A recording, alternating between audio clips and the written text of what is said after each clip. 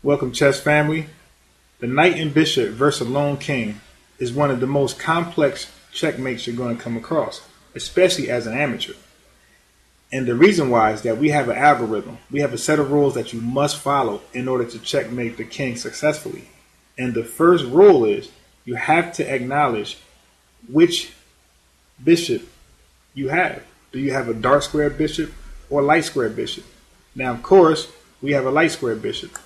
So the rule is if you have a light square bishop, you must checkmate the king in a light corner square. And we only have two. And that's why it's so complex. We have A8 and H1. You cannot checkmate the king in the center of the board or in a dark square corner.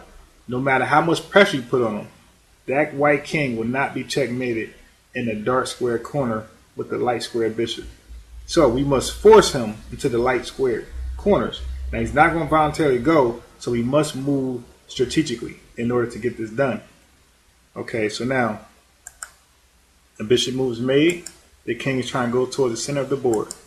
So now we have our bishop in the desired place. There we have it. You want your knight and bishop on a diagonal, because on a diagonal, for example, look at the knight. The knight protects the only square available for the king to attack the bishop.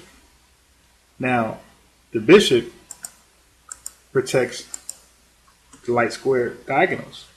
Now, this forms a type of wall or line, as you can see. So in order for this king to successfully threaten the knight or the bishop, look at all the trouble he must go to just to get to the knight or bishop. He has to go way out of the way.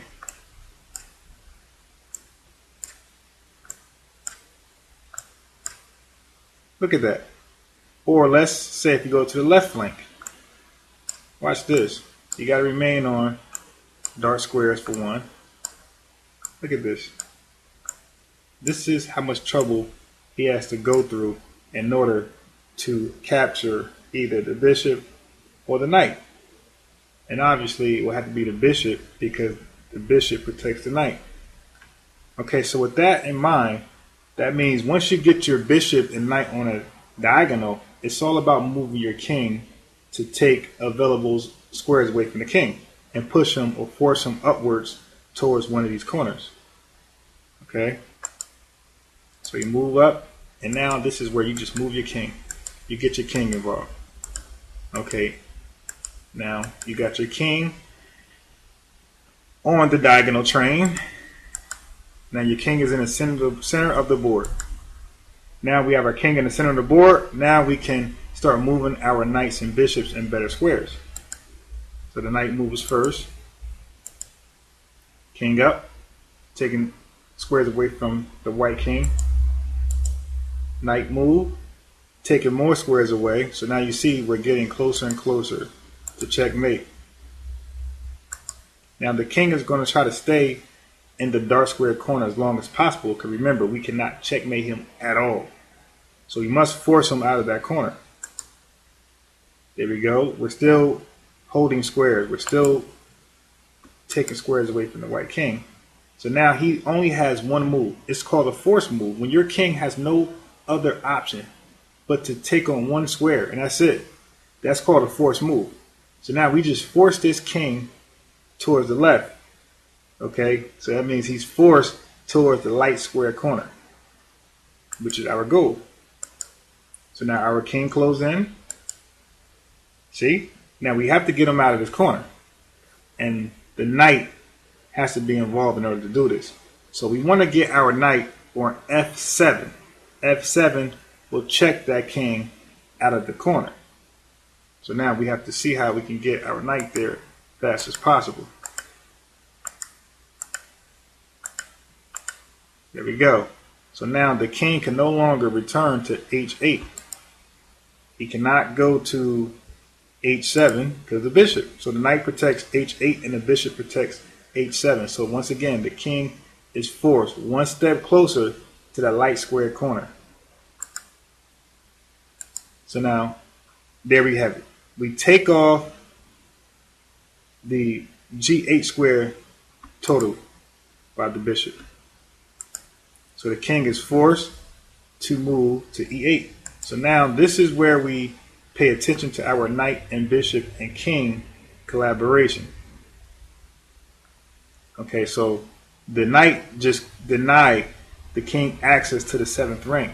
So he's forced to either go to D8 or F8, but he can no longer go to the 7th rank thanks to our knight. Okay, so he chooses to go towards the light square corner.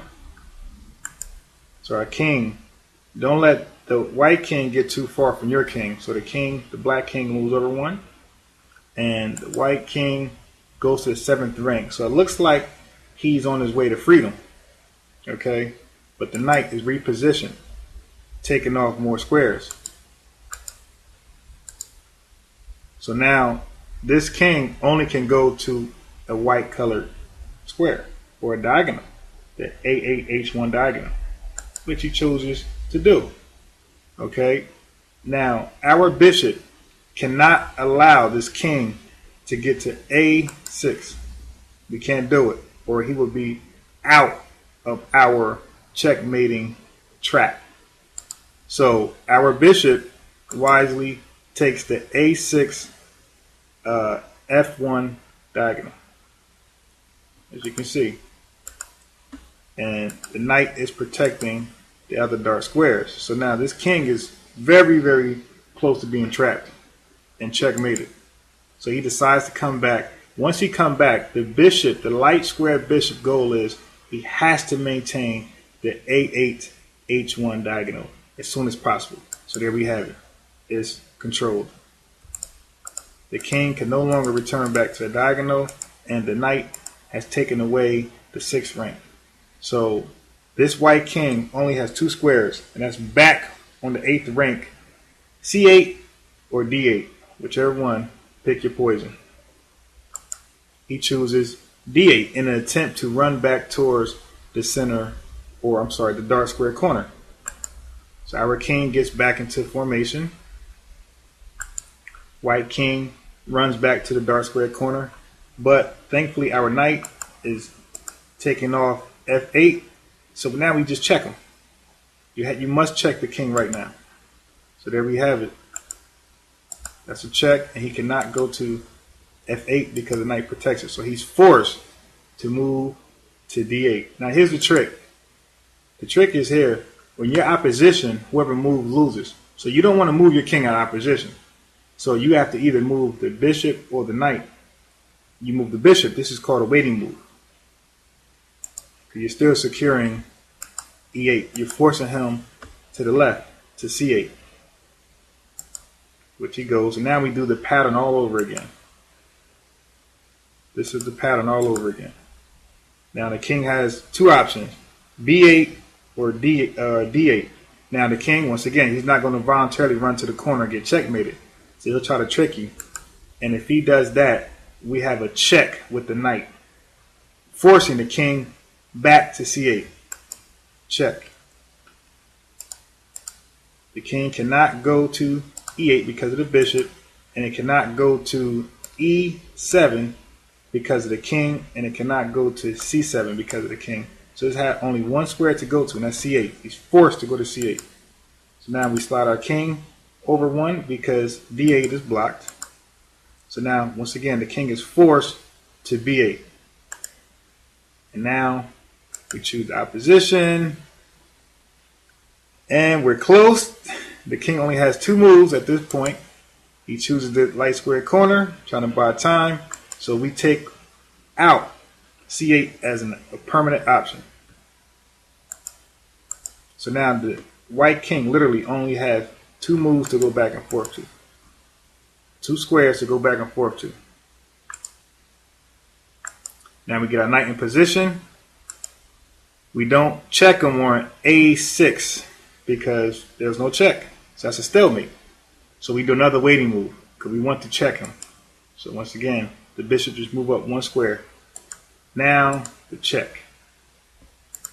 And the bishop cannot return to C8. Remember, our bishop is there protecting it. So he's forced to go to the mating square, which is A8. And one more check and it's checkmate. So there we have it. The bishop slams the checkmate. The king cannot return to any other squares. They are all being threatened or protected by black. So there you have it. That's checkmate with the knight and bishop versus a lone king. Please rewind the video as much as possible if you need be. Thank you.